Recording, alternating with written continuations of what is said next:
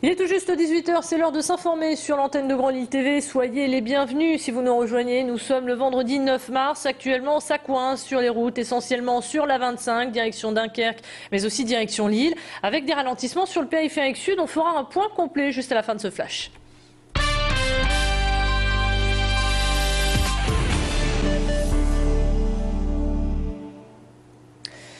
Après 4 jours sans électricité, la situation est revenue à la normale au sud de la métropole lilloise. Le courant est revenu à Seclin ou encore du côté d'Avelin, là où la situation a été la plus catastrophique. Hier soir, aux alentours de 21 h, tous les foyers ont pu éteindre leurs bougies. Cette grosse panne d'électricité est survenue lundi lors d'un épisode neigeux exceptionnel.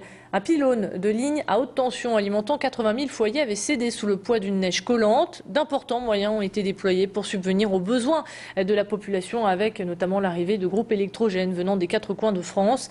Les techniciens d'RTE ont travaillé sans relâche et dans des conditions climatiques parfois difficiles pour mettre en place une ligne temporaire de courant. Et c'est désormais chose faite, mais les travaux ne sont pas encore finis pour autant. L'émotion est encore très forte au Prévert, l'établissement qui appartient au centre hospitalier de Roubaix. Le personnel est encore marqué par la tentative de suicide d'une de leurs collègues survenue dans les locaux il y a 2 semaines et demie. Dans une lettre, l'infirmière en cause confirme que son mal-être est lié à son travail. Elle évoque notamment l'impuissance de ne pouvoir agir pour le bien-être des résidents.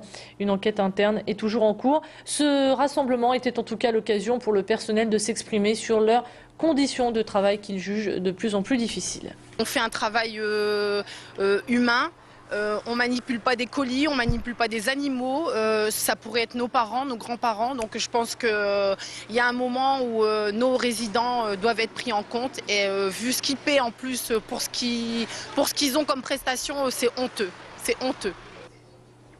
On enchaîne à présent avec le portrait du jour. Il s'appelle Auriol Clos et il récupère les clés de l'agence d'urbanisme de Lille. Il remplace ainsi Nathan Starkman qui dirigeait l'agence depuis 2001. Auriol Clos vient d'Espagne, de Barcelone plus précisément, où il était en charge de l'architecture de la ville. Il a derrière lui un très joli parcours. Il a dirigé les plans et projets urbains entre 2003 et 2005 de la ville catalane. Il a mené à bien différentes réalisations de bâtiments. Il parle parfaitement notre langue pour avoir fait ses études dans un lycée français à Barcelone. Sa tâche ici sera d'achever les travaux du SCOT, le syndicat mixte de Lille Métropole. Je vous propose de l'écouter au micro de Clément Carion. Le SCOT doit vraiment donner une dimension sur des éléments, disons, de cohésion de cette métropole et, si possible, aller un peu au-delà des limites administratives. On parle du transfrontalier, on parle de l'aire métropolitaine, le bassin minier, etc. Tout ça, d'une certaine manière, j'espère que dans quelques années, ce sera visible sur le territoire. Pour le moment, ce sera travaillé pour. Il a tout juste 18 ans et fait ce qu'il veut d'un ballon. Clément Reubrecht, alias Clemkeim, est le champion du monde en duo de freestyle football. Sur la tête ou dans le dos, le ballon lui obéit au doigt et à l'œil. Cet étudiant à Lille 3 a mis ses études de côté pour se concentrer sur le championnat d'Europe et le championnat de France qui se dérouleront fin avril, début mai.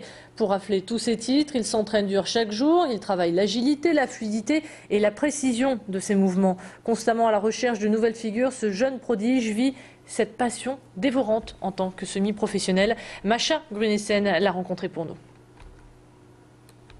Comme on n'a pas de prof, vraiment, c'est nous qui nous fixons nos entraînements et nos horaires.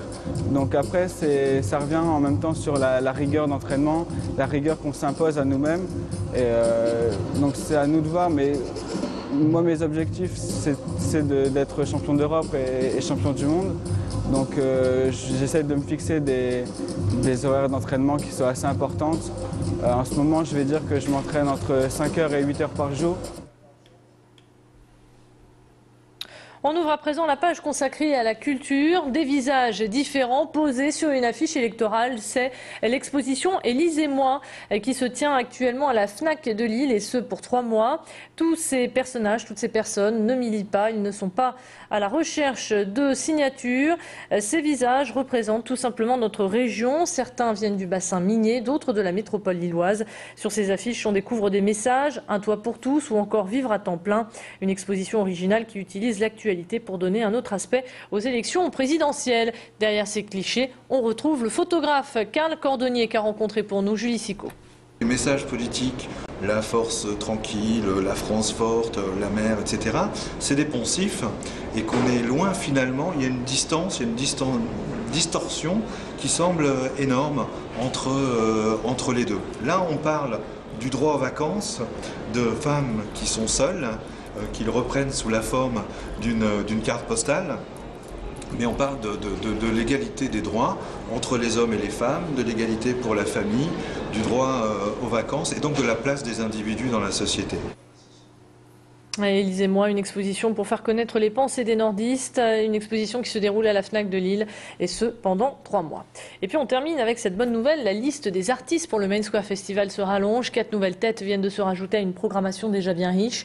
En plus de Justice et Pearl Jam, on attend The XX, Simple Minds, Editor et The Rapture. Pensez à réserver vos places, le festival se déroulera comme d'habitude à la Citadelle d'Arras du 29 juin au 1er juillet.